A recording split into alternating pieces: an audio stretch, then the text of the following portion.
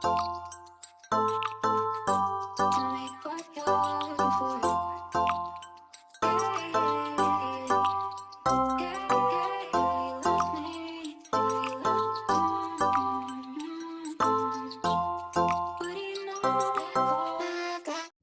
sa Chef Angel Kitchen. Lutong tunay, lutong Pinoy. Sarap na siguradong babalik-balikan. Kaya tara na at magluto tayo!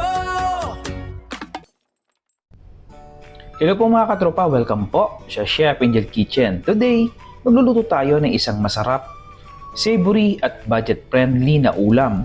Pork tofu with black beans. Ito na po yung ating mga ingredients.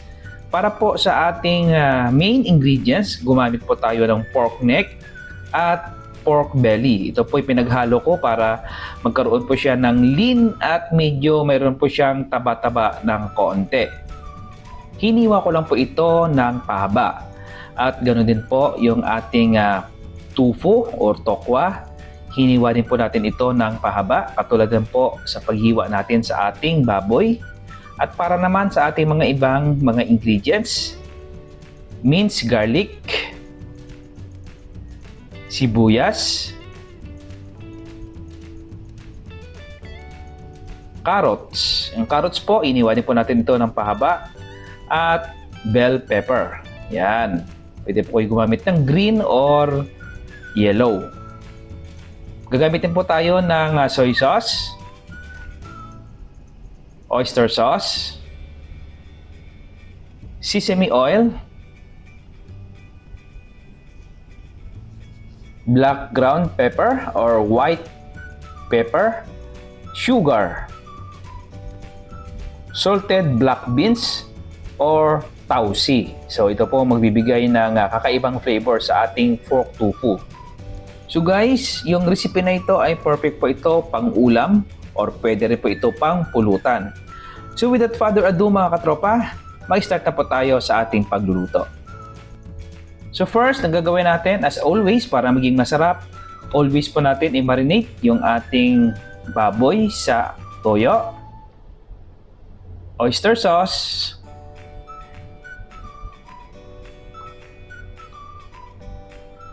at of course, yung ating paminta. Yan. And then, haluin po natin ito ng maganda para mag-incorporate po ang lahat po ng mga ingredients na ating inilagay. I-marinate po natin ito about 1 to 2 hours prior po sa ating pagluluto. Pagkatapos po natin ito i-marinate, i-set aside po natin at ilagay sa ref para hindi po mag-growth ang bakterya. So beside po sa pork neck, pwede po kayo gumamit ng pork belly. So in this recipe, kinumbine ko po ang dalawang uri po ng baboy. Yung pork neck, yun po ang purong laman. At of course, para magkaroon po siya at hindi po siya dry, naghalo din po ako dito ng pork belly. So ayan na guys, nahalo na po natin ito ng maganda. So ilagay na po natin ito sa ref at iset aside natin. So habang nagmamarinate tayo, iprito na po natin yung ating tofu. So magpainit na po tayo ng mantika at iprito po natin ito batch by batch para maging crispy po siya. So after po natin maprito at medyo mag golden brown na po siya, tanggalin po natin at i-drain po natin para matanggal po yung excess na mantika.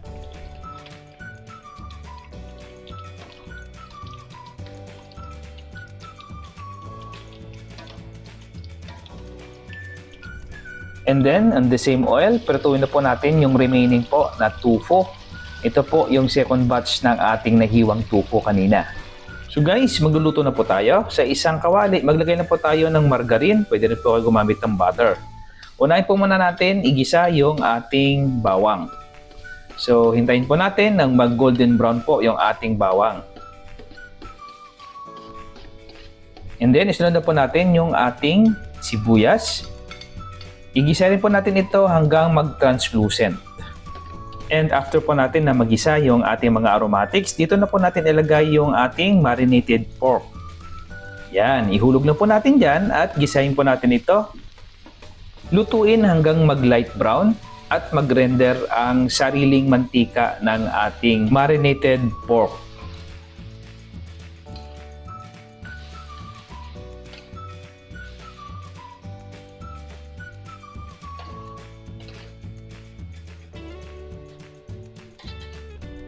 So after 12 minutes po ang pagigisa ng ating pork, ilagay na po natin yung ating salted black beans or yung ating tausi. So guys, importante po na i-drain po natin yung brine solution ng ating black beans. Pwede na po natin ito hugasan kahit isang beses lang para hindi po siya masyadong maalat. So guys, kayo na lang po magtansya ng inyong toyo para hindi po siya umalat kasi yung ating tausi po ay medyo maalat na. Baka po hindi nyo po makontrol lately po sa inyong pagtitimpla. And then maglagay lang po tayo ng konting beef stock. Ito po ang tuluyang magpapalambot sa ating karne. So kung wala naman po kayong beef stock, pwede po kayong maglagay ng bouillon cube at dagdagan po ng kaunting tubig. So after 15 minutes, buksan po natin. Yan. So I think palambot na po yung ating pork. So yung cooking time po nito is depende po sa uri po ng baboy na inyong gagamitin. At this point, ilagay na po natin yung ating carrots. Yan, ito po yung magbibigay ng contrasting color para maging attractive po yung ating pork tofu with black beans. Haluin na po natin ito. And then takpan po natin para maluto po yung ating carrots. So after 3 minutes, buksan po natin. So I think medyo malambot na po ang ating carrots. So check po natin. Pag medyo okay na po yung ating carrots, pwede na po natin ilagay yung ating sugar. Ito po ang magbabalance ng kanyang lasa. So haluin na po natin hanggang matunaw po yung nilagay nating asukal. At this time, tikman po muna natin para makapag-adjust po tayo ng seasoning. And then, ilagay na po natin yung ating slurry. Ito po ang magbibigay po ng magandang consistency sa ating sauce. So, ang purpose po, kailangan po natin magpalapot para po kumapit din po yung sauce natin doon sa laman. So, para maging glossy po siya at attractive po tingnan.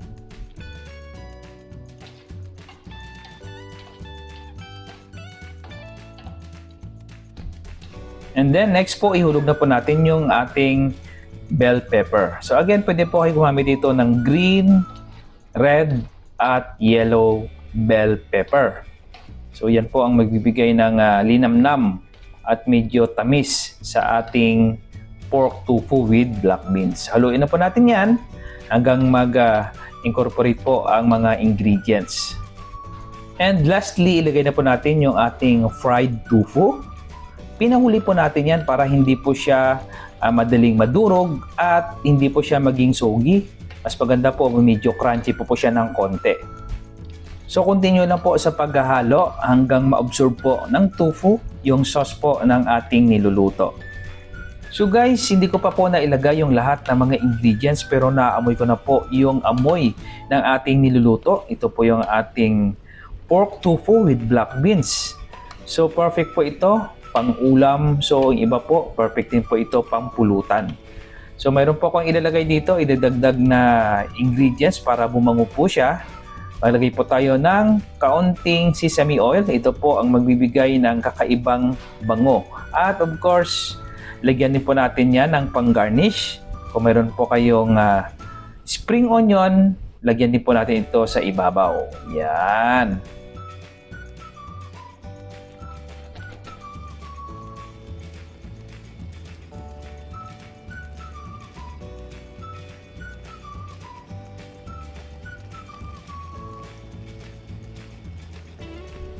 So mga katropa, kung nagustuhan nyo ang recipe na ito, don't forget to like, comment, subscribe sa Chef Angel Kitchen.